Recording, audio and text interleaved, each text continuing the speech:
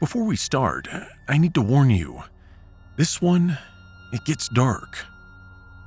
If you remember last episode, we talked about Edmond Dantes, a man who was buried alive by people he trusted and spent 13 years engineering the most satisfying revenge in literary history. And most of you, if not all of you, cheered for him. Well, last time you cheered, but this time, I'm not so sure you will. This is Medea, written by Euripides in 431 BC, and it's still, after 2,500 years, one of the most psychologically devastating things ever put on page. Now, to understand what Medea does, you have to understand what Medea gave up. She isn't just a woman scorned. She's a princess, a sorceress, a woman of extraordinary intelligence and power in her own right. She's from Colchis, a kingdom at the edge of the known world, and when Jason arrives there on his famous quest for the Golden Fleece, she doesn't just notice him, she chooses him. And that choice costs her everything she had before she chose him. She uses her knowledge of sorcery to help Jason succeed in finding this Golden Fleece where no man had succeeded before. And in order to do this, she has to betray her own father, the king.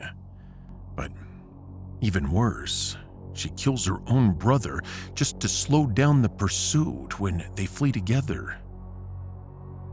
Let that sit for a moment. She kills her own brother. She dismembers him and scatters the pieces into the sea so her father's ships will have to stop and collect them, buying Jason time to escape. That's the woman Jason's dealing with. Not a victim who doesn't know her own power, a woman who has already proven she'll burn down everything she loves for the person she's chosen. Anyways, she follows Jason to Corinth. It's a foreign city where she knows no one, where she has no family, no status, no protection. She's entirely dependent on a man she's sacrificed everything to be with. And then, Jason makes his decision. Now, Jason's been offered a remarkable opportunity. The king of Corinth, Creon, has a daughter. Her name's Glaus. She's young, politically valuable, the kind of marriage that turns a wandering hero into a king. And Jason wants it. Now, here's where his character becomes complicated, because Jason doesn't see himself as a villain in this story. He never does. He approaches Medea with what he genuinely believes is reasonable logic. He tells her this marriage is good for both of them. It'll give them power and resources. It'll give their sons a better future. He'll still provide for her. He isn't abandoning her. He's upgrading their situation. And he actually believes this. And that specific brand of self-deception, that special type of stupidity, is what makes Jason one of the most recognizable betrayers in all of literature. And we all know this type of person, right? The one who wraps their selfishness in the language of practicality, who genuinely can't see the difference between what's good for them and what's good for everyone. So let's do an eval real quick on him. He loves his children, that part's real, and he isn't trying to destroy Medea, he just isn't willing to let her existence limit him anymore. So let's say 60% of that's on him. He betrays her, he abandons her in a foreign land with no family and no status, and he hides his ambition behind logic and he calls it wisdom. But 40% is the simple, brutal reality that Jason is weak. Not evil, weak. The kind of weak that's somehow more infuriating than evil because it refuses to call itself what it is. And Medea, a woman who burned her entire world down once for love, is not built to absorb that kind of weakness quietly. What happens next is where Euripides does something that no playwright before him had ever done. He lets us into Medea's head. We watch her think. We watch her feel.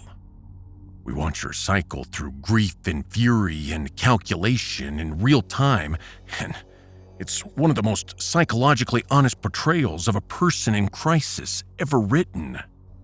And it's 2,500 years before modern psychology had language for any of this. Now, her first instinct is Jason.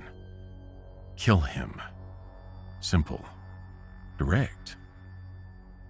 But she thinks it through, and she realizes that killing Jason doesn't actually hurt Jason enough. He'd be mourned, he'd be remembered as a hero who died tragically, and his new bride would weep beautifully at his funeral. But she believes that that is not justice. So, she thinks about what Jason actually values, what he would genuinely lose. And she lands on something so cold, so precise, so devastatingly intelligent that even now, reading it for the first time, it stops people completely. She decides to kill Glaus, the new bride, and Creon, the king who sanctioned the betrayal. And then, her own children. Not in a moment of madness, not impulsivity. She actually thinks about it. She argues with herself about it. And she almost stops. The play gives us every step of that internal battle and then shows us her making the choice anyway. Because she understands something about Jason that Jason hasn't admitted to himself yet. The children are the only thing he truly loves without qualification. They're the only thing whose loss would follow him for the rest of his life, into every palace, every throne room, every night of his comfortable new marriage. She isn't trying to kill Jason. She's trying to make him live. And the execution is as precise as anything Edmond Dantes ever engineered. You can learn about it in the last episode. But she sends Glaus a gift, a beautiful robe and a crown soaked in poison. Glaus puts them on. The poison activates on contact and cannot be removed. Creon rushes to his daughter and tries to help her and dies alongside of her because he won't let go. And then Medea goes to her children. Euripides made a choice here that was genuinely controversial in ancient Athens. He moves the deaths of the children off stage.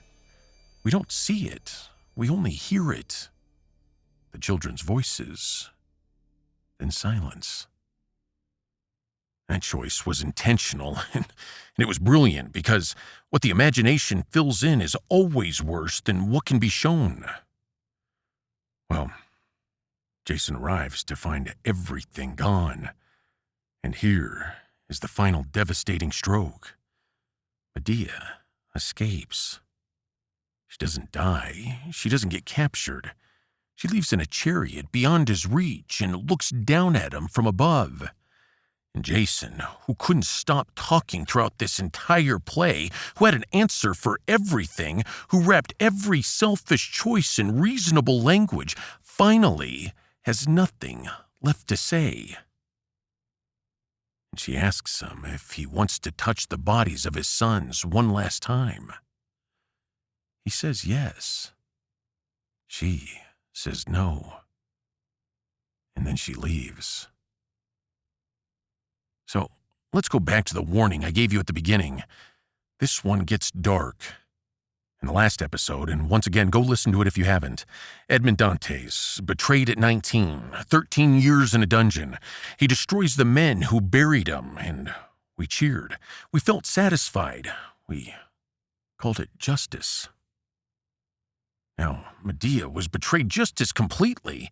She gave up more than Edmund did. She had more to lose. She sacrificed more to get there, and she was left more exposed when it fell apart. By any objective measure, her grievance is at least as valid as his. So, why does her revenge feel so different? Here's what psychology actually tells us about this. There's a concept called proportionality, the idea that a just response matches the scale of the original wrong. Edmund's revenge was surgical.